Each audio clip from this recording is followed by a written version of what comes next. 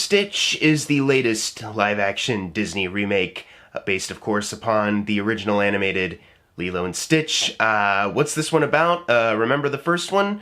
Kind of that, when they want to recreate iconic, memorable moments. But, of course, under the pressures of, doing your own thing and not being beat for beat like the original, and a $100 million budgetary restriction based off of this being a Disney Plus original at one point. And you would think 100 million, that should be enough, where they wouldn't have a lot of problems, but apparently they do. They have to cut some things and make some changes, and sometimes those changes just seem to completely misunderstand what the original was all about. Another classic from Disney. I'm gonna preface this up front by going like, this might be more of like a ramble than like an actual review. I do apologize for that. Also, we all know what this is. You're probably watching this going like, oh great, another like, 20s guy with a whole beard going to talk about how a movie from his childhood, they remade it and it's not as good anymore and it's an abomination. Yeah. I'm not gonna, play pretend. Yeah, that's kind of what the tone of this video is. If you're upset by that, you can click off. You already know where this is gonna go. If you're a young child, I don't know why you would be watching this unless you have, like, an interest in, like me when I was, like, 11, 12, kind of, like, going down the YouTube movie reviewer rabbit hole, then, I mean, feel free to stick around if you want. You want to learn some stuff. If you're, like, a younger child who really love Lilo and Stitch and wants to hear, people love it, but then saw, like, the title and thumbnail of my video and, like, they look upset, like, just click off, man. Don't do it. Don't watch this. I highly discourage you from doing so. Because here's the thing. I really enjoyed Lilo and Stitch as a young child, but then rewatching it a couple days ago, I hadn't rewatched it in full in a couple years, and it just really hit me, you know what I mean? Like, it was very emotional, and I thought it was like, wow, this is like almost like a completely new experience, because it did not resonate with me as much as a kid. Like, I enjoyed it as a kid, but emotionally it did not resonate with me as much until like now, and I was kind of floored by it, and immediately even more cynical of like what the remake was going to do. And I know it's Dean Fleischer Camp, and I know he directed Marcel the Shell with Shoes On, and that's a great movie. But like, I've come to learn at this point, like, no matter what artist is involved with any of these, like, it doesn't even have to be the live action remakes. It can be any, big blockbuster, sometimes that can go wrong. Sometimes they can, be bent by the will of the studio notes and the studio system. Sometimes they can sneak a bit of their own vision in there, but, depending on, focus group testing and all of that, a vision can change. You may be getting the green light for something and you're like, oh, I can't believe they're letting me make the movie I really want to make. And then some way down the line, they're like, well, actually, we've decided, crunching the numbers here, we don't want to do that. So as far as like the Disney live action remakes, I'm not interested if you have like a good director or a promising up and coming director. It's just like, okay, it's still one of these though. And yeah, the way this movie opens, first couple minutes, it felt like a speed run of like the animated film, but somehow it ends up being 20 minutes longer in runtime. I'm not sure how that works. Yeah, and there's quite a bit of things that feel like a speed run, as far as like the Nani-Lilo sisterly connection. I feel like they reached something very tender and very real in the animated one. Like, it felt like actual like sisters. And in this one, there is a bit of like, I don't know exactly what it is they're missing. In theory, they have everything they need to establish a bond, but it's kind of missing a je ne sais quoi, a bit of magic that the animated film had. I think maybe it's because there's an emphasis more so on this one of like yelling and being angry with each other, and there's like maybe even like the tender scenes are not staged or written exactly the same as the animated one. There's just something off about the way that, once again, they have decided to adapt it and make their changes, but even moments when they try to honor it and try to replicate certain things, they feel like they're not in it, you know what I mean? Like, their spirit's not in it. Like, there's that one joke from the animated one, and this is where animation can come in handy, right?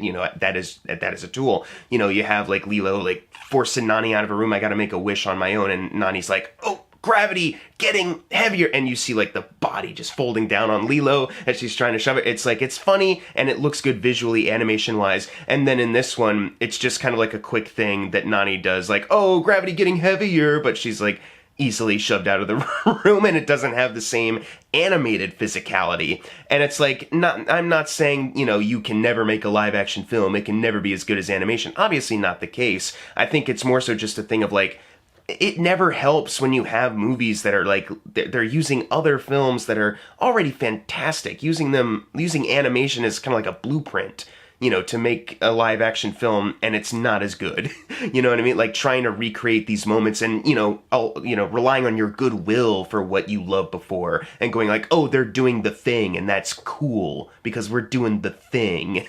Even if it's not as good or staged or written as well. I think another example of this would be like Pleakley and Jumba. I mean, they're in it and they're, attempting jokes off of each other. So that's enough, right? And when they are the CGI versions of themselves, they look exactly like they were back then. I would argue that their implementation into the story this time around, very rushed and also just kind of unnecessary at the end of the day also, which is like odd to say. Captain Gantu is gone, by the way. Captain Gantu has been cut from the film. Dean Fleischer Camp said something like they tried to make it work, but it just didn't.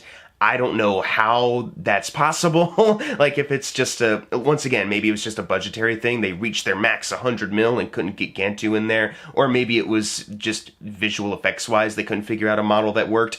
But I mean, they've made like in Beauty and the Beast. Like I wouldn't say Beast or more specifically Lumiere. I wouldn't say those are like, exact, matchups as far as like, bringing them to life versus animation. It's like, no, Lumiere's face is not in the wax. It's part of the candelabra at that, but they made changes, they tried to implement that and they have their own version now. Gantu, I don't know, they just couldn't figure it out, whatever, but now you need a new villain. So of course the next big thing would be Jumba at that point, right? And I feel like by doing so, they're kind of missing a bit of the point of that character, that connection that those two characters have in the animated one. As fucked up as it kind of is, as imperfect as it is, it is still like a family. There is still some kind of love there. And that's kind of the point too, is like Ohana can even be this weird fucking dude. You know what I mean? If you give them the right enough push, they can do right and they can be a good part of your life. And in this film, it's like he just kind of becomes a villain and is doing the Gantu villainy thing. Like, I've got you and I'm flying away and I've got evil plans for you. And it's like, man, they really miss the point. But also, I think more offensively, Zach Galifianakis is checked the fuck out. Like, okay, you're not going to do the Jumba voice. Okay, do something different, or if you got something better, let's hear it. And I guess their idea of a better Jumba performance is Zach Galifianakis just kind of doing a Zach Galifianakis voice and just seeming really bored throughout. At least Billy Magnuson as Pleakley, he's doing a voice, and even if the movie isn't necessarily funny, that's another thing, is that there's a lot of jokes that don't land. But even if it's not necessarily funny, he's trying to elevate the material, I would say, by just like, he completely understands like comedic body language. I think Magnuson in the years has really honed in on like, silly hot guy antics that he's been doing. And I think if they gave him some better stuff to do, or maybe let him do a bit more with the comedy, I think they could have had something kind of cool with his new Pleakley. As it stands right now, he's trying, but it doesn't necessarily work. But at least he's trying. And Galifianakis is not. And I know, I'm sure they were trying to work off of some, like, he's the straight man, he's the goofball, kind of like comedic pairing. But if none of it's funny, and I don't buy one of the performers, then, like, that's not the same, you know what I mean? That just does not work for me. Let's talk about some other changes. Stitch, who, is voiced once again by Chris Sanders, and the visual effects on him, they look fantastic. I'm gonna say there are definitely a couple things visually that I thought, like, every once in a while, I'm like, that looks a little off, I'm not sure how I feel about that. And I mean, it doesn't just, as far as like technical things, it doesn't just limit itself to visual effects. Sometimes the way they've edited a scene or staged a scene, whatever it is, it's like, there's some kind of weird disconnect going on here. It's not as smooth as it could have been, right? And by visually, it doesn't even necessarily mean like visual effects. Sometimes it's just the cinematography, the lighting they have, like I think back to the surfing shot. Once again, a thing they try to recreate because it's the iconic moment. They're all on the board, right? But in the animated one, there's a bit of like evening, like, sun is setting, orange kind of glow on things. Whereas in this one, the surfing shot takes place in like 1 PM because the sun is like just bright, everything's overlit. And the angles that they have in the animated one, they can't necessarily do in live action, so they work around it as best they can, but it's just, it doesn't have the same impact or emotional weight, just nothing. That being said, the visual effects for Stitch look pretty great. It's a great adaptation of that animated look. You know, they make him cute. The nose is wet, which I noticed, like, that's just good attention to detail. It looks like a living, breathing creature, and Chris Sanders, just the voice, you know, it's the original voice. He's still got it, and yeah, it's a very lovable creation. That being said, they cut the Ugly Duckling storyline. What do I mean by that? People who are asking, who are not familiar with Lilo and Stitch, or it's been a couple years and they don't remember, there's a moment where we're kind of entering the second act low point. You know, there's some riff going on, and Lilo's a little upset with Stitch as well, because he's kind of on his way out, and she's like, everybody leaves me, whatever, you know, kind of blasé. Stitch, you know, was read the Ugly Duckling book a little earlier in the film, so he has it with him when he's going in the middle of the woods. They get to that passage where it says, like, if the Ugly Duckling was lost. So he said, I'm lost, and then soon the family appeared. And Stitch reads that, and he tries to do that. He's like, lost. I'm lost. And no one shows up. You know, not even, you know, Lilo or Nani, nobody shows up from the island. Other people like him, obviously, are not going to show up because he's a one-of-a-kind creation. Nobody shows up, and he's just alone in the woods. Just sad, heartbreaking kind of moment. They cut it and didn't replace it with anything that's equally as good. Instead, like, he like runs away during the second act low point just based off of, well, Nani and Lilo seem a little upset. I guess I should go. What's going to push him to feeling bad? You know, what's the character thing that pushes him in that direction? And they got nothing. They have nothing other than, I don't know, vibes are kind of off, I guess I'll leave. And it just is resolved quickly because Lilo just instantly knows, like, I gotta go look for him, and I found him immediately. There's another point where I'm like, okay, are they going to head in the direction where she's mad at him like in the animated one? They start to kind of go there with another thing, but then abandoned, completely forgotten about, whatever. And it's like, wow, like, they really, like, it's like they don't, they know enough about, like, okay, Stitch is cute, and we gotta keep those cute little moments, and yeah, those are funny, and those are adorable, right? They know enough about that, but then when it comes to, like, the actual fundamentals of the narrative, like, the very important character beats, what gives the movie a beating heart, they don't fucking get that? I don't understand, you know? And once again, I'm sure there was some pressure to do your own thing so we don't get accused of, like, just doing beat-for-beat copies of our movie, you know, create your own version and whatnot. But, like, it's like every change they came up with was a detriment and a complete misunderstanding of the original film, and now, as they're trying to also recapture that but do their own thing, they're not connecting thematically for this one either. We'll get to the biggest one in a second, but I do need to talk about Agent Cobra Bubbles. They have, once again, this kind of ties back to another problem of, like, you know, they're trying to do things that honor the original, like the recreation, or we're trying to honor it, and they miss the mark. In this instance, the CPS agent is no longer Cobra Bubbles. It is Tia Carrera, the actress, who is the original voice for Nani from the original film. And I figured in my head, like, as soon as she popped up, I was like, God, some fucking studio exec thought, like, oh, it's like the legacy of this character and the film is all in one space. Oh, it's so beautiful that she's gonna help her. It's almost kind of meta how she wants to help her. I'm sure that was a conversation, and that fucking sucks. Okay, so they try to keep some of the stakes of, like, you know, Nani trying to keep, you know, her and Lilo together. They try to keep some of those stakes. But, you know, with Tia Carrera showing up, and she's a little more nicer than Cobra Bubbles, believe it or not.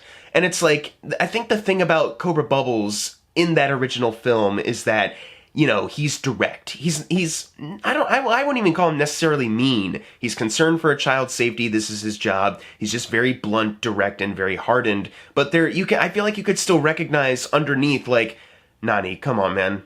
Like, you know, I gotta do this, and I don't want to do this. You know what I mean? Like, there's more to that character than that. And I feel like just replacing him with someone who's not as threatening, who does not, you know, give the movie more urgency, is just a bad idea. Cobra Bubbles does show up, you know, played by Courtney B. Vance. He's just one of the CIA, he's one of the Men in Black guys. He shows up with a team they're investigating the crashed spaceship that Stitch, you know, escapes with earlier in the film.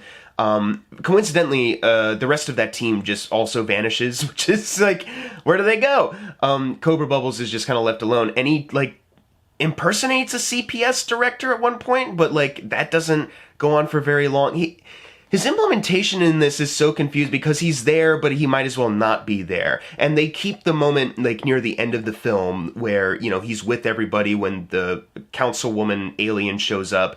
And the thing about the animated one is, like, the reason, you know, why he's now a CPS guy, but he doesn't look like a CPS guy is because he used to be a CIA guy. He negotiated with the aliens on preserving Earth because of the mosquito population, you know, that whole thing. So when the councilwoman shows up in the animated one, there is a bit of like, okay, hold on, we have a little bit of history, let's try to work this out, and they do, and he gets the situation, and he helps them out at the end of the day, now realizing, you know, what they got here. And in this one, because they've cut all that, and they've changed it, he's just kind of there, and he's just kind of like, hey, we'll all look after each other. You can trust us. You can trust me. And it's like, this is not the same. What are you doing here? Like, if you're not going to have him be the CPS, you know, agent, cut him. Like, he doesn't need to be here. They've only added him so that they don't get yelled at for removing him. They wanted to do their own thing with Tia Carrera, but they don't want people to be upset that Bubbles is not in the film. So he's there, but to what effect? None, really.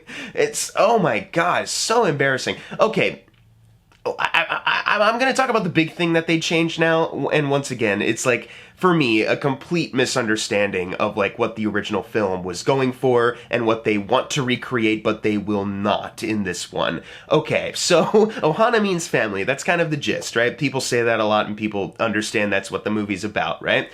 The thing about the animated film, too, is that it feels like it's just them. They're on a small enough island as it is, right? But it does feel like, despite the fact that David is kind of there and kind of helps out, or he tries to help Nani, but it's kind of just them.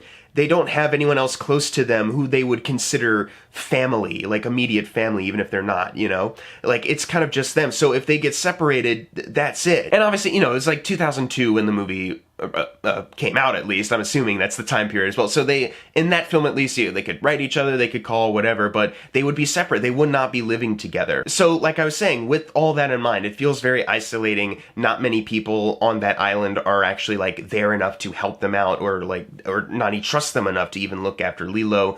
You know, they want to keep together just because they're sisters. They don't want to be separated just because their parents, you know, have passed away. And then Bubbles is like, look, you got to improve, you know, that urgency. You've got a couple days to turn things around, but he's very blunt and direct, and he's going to make stuff happen that might be against them, right? There's an urgency to that, and there is like a real dramatic weight to that drama. Now imagine they gave Nani a neighbor, and that neighbor was the grandma of David, so they keep that connection. But imagine that she's got this neighbor now, and she's really cool. And you might even say, like, you know, despite the fact that they aren't, like, blood related, like, maybe that could just be their cool grandma anyways. Imagine she lives right next door. And so the entire time, like, when CPS is coming to visit, it's immediately followed by, like, just them talking and chatting. Imagine you're me, and you're like, well, now she doesn't feel as isolated. She at least has some other, like, familial-esque kind of connection. Why wouldn't they just suggest, like, at this point, you know, why wouldn't they just suggest, like, okay, CPS, can yeah, if she was cool with it, which obviously she is when they reveal it, why can't we just have Lilo just be under the, you know, guardianship of grandma, whatever her name is, you know? That way she's right next door. It's like she's not even gone, and I can actually do these other things.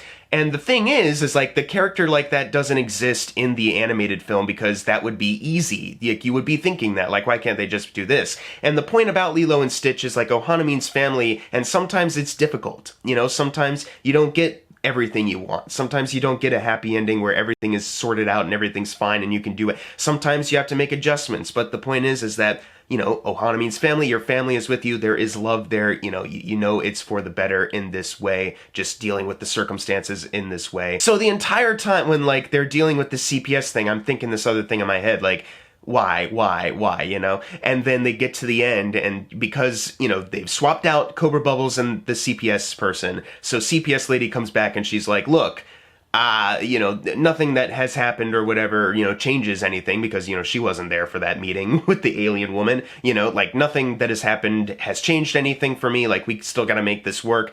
And that's when she's like, but I've spoken with your neighbor who might as well be your actual grandma. And you know, she's agreed to take Lilo in as her own. So isn't that a lot better? And then Nani is just kind of like, yeah, but uh, and then the encouragement, they've added some backstory, or they've expanded upon some backstory with Nani. Like, now you can go do your college studies. Mom and dad would want you to do that, and I want you to do that. I'm LILO. And they add in the new line of like, Ohana means family, comma, but that doesn't mean you should change who you are, or something like that. And it's like, that second half is like completely irrelevant to like any kind of like drama that was there as far as like trying to keep a family together.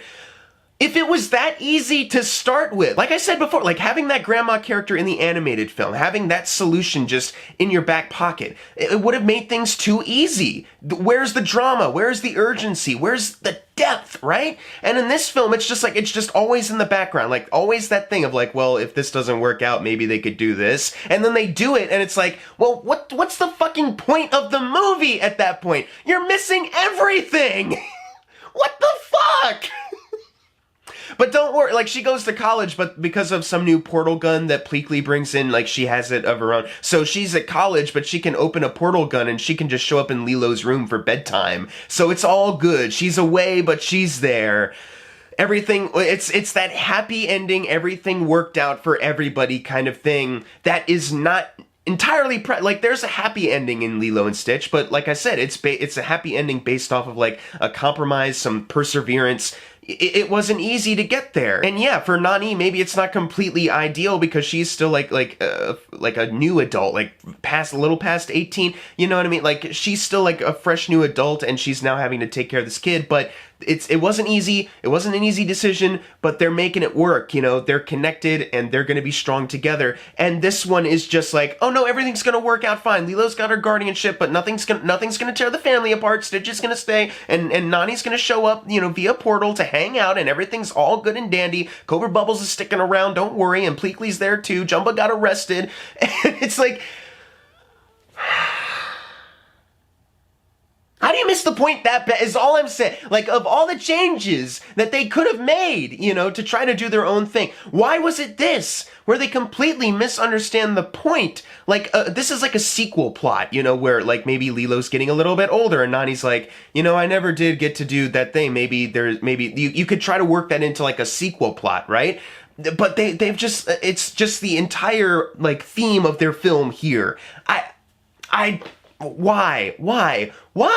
Sometimes, a creative team just gets it right the first time, and I am totally opposed to like the idea of like, well, what if we did it again, but now it's live action? Because it does feel like they're gonna miss something in that translation. But at the very least, even if they did just a beat for beat one, at the very least, they probably would have still captured the heart of that original. They've made too many changes, and a couple that are like too big as far as like messing with the emotional core of the original. Now it's like, it's a nothing film. What heart? Oh, Stitch is adorable. Well, yeah. Does that make the heart of the film? No. If you ask me, no. It's like, well, also because like they know it worked already. They perfected the visual effects for it to make it look live action, but they know Stitch antics and the Chris Sanders voice, they know that works already. So what heart is present that I keep hearing about? It may have its issues, but it captures the heart of the original. What are they talking about? They have changed it beyond recognition at that point. What heart? Doesn't exist. Not here. What are you talking about? You're being lied to if you believe that shit, by the way. I'm gonna give Lilo and Stitch a D. Like, I'm sure there are some people out there that are like, oh, come on, it's not that bad. It's my review, fuck off. But also, look, yeah, sure, bringing Stitch to life, he's still adorable, and it's Chris Saunders again, but it's that caveat of, again, like, I've already seen it, and also the rest of the movie was better. And so much of this has been changed to the point where it's like, well, now it's not as tight, it's not as clever. Look, the young actress who plays Lilo, she is an adorable kid, and she does have some good chemistry with the CGI creation. Not an easy thing to do, especially if you're a kid, so, hats off to them for that. But once again, it's that caveat of they're jumping off of what they know already worked before. So what even is the point? The actress playing Nani is fine. It's most of the acting is fine, except for Zach Galifianakis, I would say, and some other kid actors, not because it's their fault, but they're given like traditional like bully kind of speak, which once again is also not entirely, like, it's not handled exactly in that way in the original, you know, something they had to change. It doesn't work as well. Look, man, I hate to say this because I'm sure this is controversial. I prefer the Snow White remake, and I know I didn't do a video on that. I planned on it, you know, I got busy with some other stuff and fell by the wayside. I might revisit it, but I think, and I don't care for that movie. I also don't care for the animated film, if I'm going to be completely honest with you as well. That's one that's, it's the opposite of how I feel about Lilo and Stitch. I love Lilo and Stitch. The original Snow White, I know historically it's very important and held in high regard. I think it's very dated and not very good, actually, if you remove it from historical context. At the very least, that one with the changes, they tried to, like, they tried to improve upon it. They tried to add a bit more to that narratively, you know, and it helps that that animated film is very simplistic. And Lilo and Stitch, as an animated film, is not simplistic. It's actually very thoughtful and layered and very smart. And in this one, they're trying to make changes to that while also trying to retain what works about the movie, but the changes contradict that, and it's not as tight, it's not as smooth. So yeah, I know Snow White was the talk of the internet of, like, how abysmal, you know what I mean? I like I said, I don't even care for that movie. It's very mid, you know, but it's mid in a way where I'm like, it's kind of just inoffensive to me, like, whatever. This one is like, nah, they fucked with, they fucked with this completely, dude. They really missed the mark here, and I can't say any changes they were making were based on any kind of, like, artistic inspiration. At the very least, you can look at, like, Snow White, the new one they just did, and go like, well, you know, they're also trying to add completely new songs to this. They're trying to revamp the story in certain ways. You know, Pasek and Paul doing completely new songs, save for Whistle While You Work and Hi Ho. I think it's just those two, yeah. Like, at least they're trying something else, you know, while using familiar, you know, it's the Snow White character and the evil witch, whatever.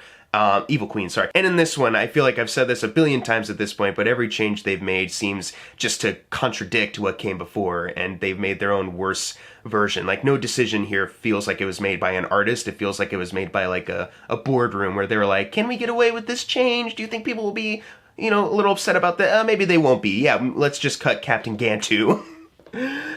Fuck. Anyways, what did you think of Lilo and Stitch? Does it contain the heart of the original for you? Leave your thoughts in the comments below. And as always, thank you guys for watching. Make sure to subscribe. I'm Jackson Fulcher. See you guys next time.